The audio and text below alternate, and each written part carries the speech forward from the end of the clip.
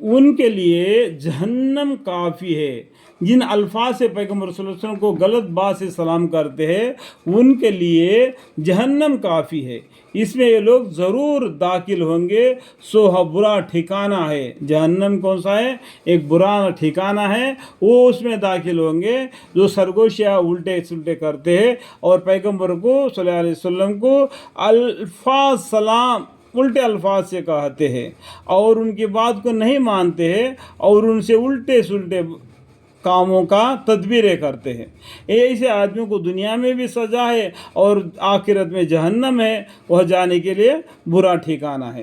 اے ایمان والو، دیکھو اللہ تعالیٰ نے کتنا اچھے الفاظ سے ہم کو بلائے، تمام لوگوں کے لیے، صرف مسلمان کے لیے مت سمجھو۔ یہ قرآن پورے جہان والوں کے لیے ہدایت نامہ ہے، نور نامہ ہے، صرف مسلمانوں کے لیے نہیں ہے یہ قرآن۔ تو یہ الفاظ بھی تمام لوگوں کے لیے اللہ تعالیٰ نے کہہ دیے۔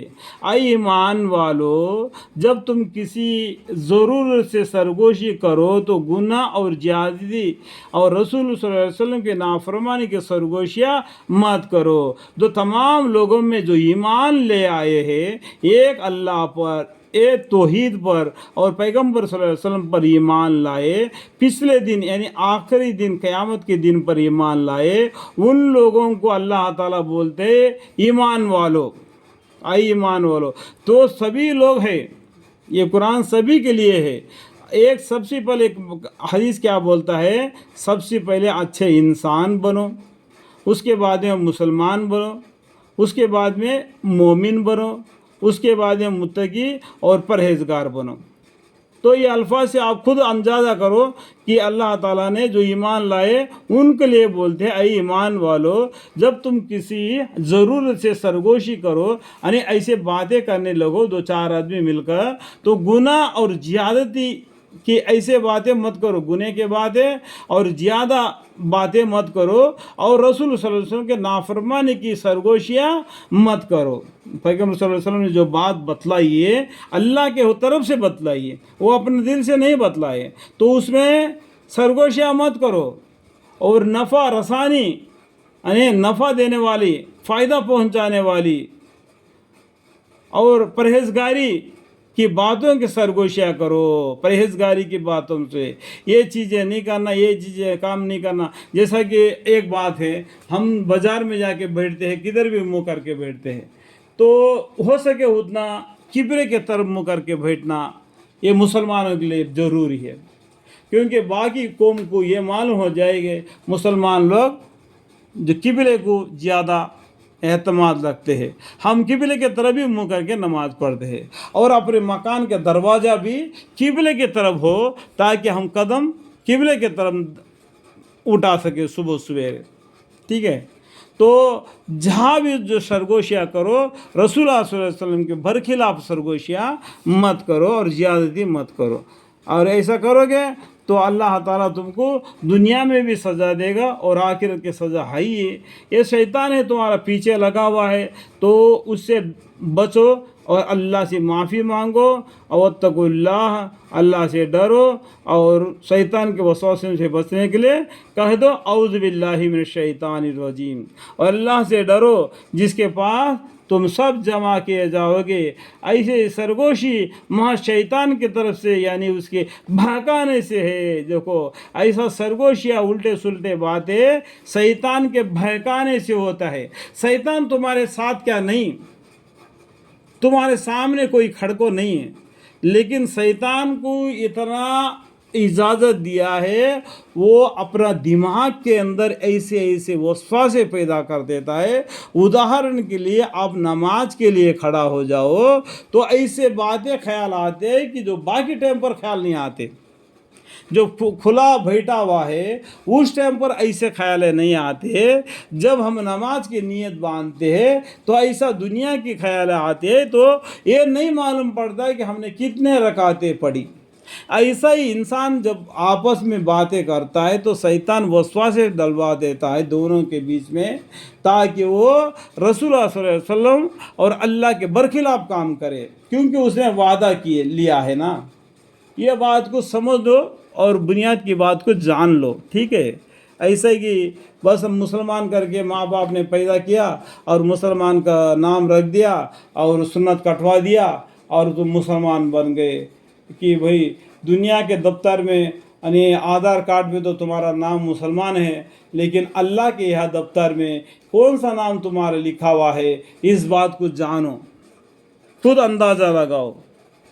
ایسے سرگوشیاں مہا شیطان کی طرف سے یعنی اس کے بہکانے سے ہے تاکہ مسلمانوں کو رنج میں ڈالے، اور شیطان بدن خدا کے ارادے کے ان کو کچھ ضرر نہیں پہنچا سکتا، یعنی ایمان والوں کو اللہ کے حکم کے بغیر وہ کچھ بھی نقصان نہیں کر سکتا جو ایمان لائے ان کو۔ وہ جب ایسے باتیں ان کا دل دماغ میں آ جاتے ہیں تو وہ ایمان لائے والے آدمی ایک دم فنا مانگتے ہیں، اعوذ باللہ من الشیطان الرجیم، اے شیطان کے طرف سے وسواس سے آئے یا اللہ ہمیں ان سے بچا کر کے وہ بازو ہٹ جاتے ہیں۔ جو ان کے ساتھی ہے، شیطان کے ساتھی ہے، وہ ان میں پھنس جاتے ہیں، ٹھیک ہے۔ اور مسلمانوں کو ہر امر میں اللہ ہی پر توکل کرنا چاہیے، وَعَلَى اللَّهِ فَلْيَتَوَكَّلِ الْمُؤْمِنُونَ، اللہ ہی پر توکل کرنا چاہیے ہر معاملہ میں مسلمانوں کو۔ اے ایمان والو، جب تم سے کہا جاوے کہ مجلس میں جگہ کھول دو تو تم جگہ کھول دیا کرو، یعنی مجلس میں بیٹھے ہوئے اگر کوئی باہر کا آدمی آ گیا تو اس کو جگہ دے کے مجلس میں بٹھوا دینا تاکہ جگہ کھول دو تاکہ وہ بیٹھ جائے۔ اللہ تم کو جنت میں کھلی جگہ دے گا۔ دیکھو یہ ہمارے پیغمبر صلی اللہ علیہ وسلم کے دربار میں ہم بیٹھے ہوئے ہیں، سبھی آدمی مجمع بیٹھا ہوا ہے، اور کوئی نیا آدمی آ گیا، جگہ نہیں تو آپس میں جوڑا کھسک کے اس کو جگہ دینا۔ اگر تم اس طریقے سے دنیا میں اس کو جگہ دو گے، اللہ تعالیٰ تم کو جنت میں جگہ دے گا۔ اور جب کسی ضرورت سے یہ کہا جائے کہ مجلس سے اٹھ کھڑے ہو جاؤ تو اٹھ کھڑے ہوا کرو۔ پیغمبر صلی اللہ علیہ وسلم یہ حکم دے کہ تم مجلس سے اٹھا کھڑا ہو جاؤ تو اٹھ کر کھڑے ہو جاؤ، یعنی پیغمبر صلی اللہ علیہ وسلم کو حکم کو مان لو۔ یہ ماننا ہی ایمان ہے، یہ اللہ سے ڈرنا ہی ایمان ہے، جان لو اس بات کو۔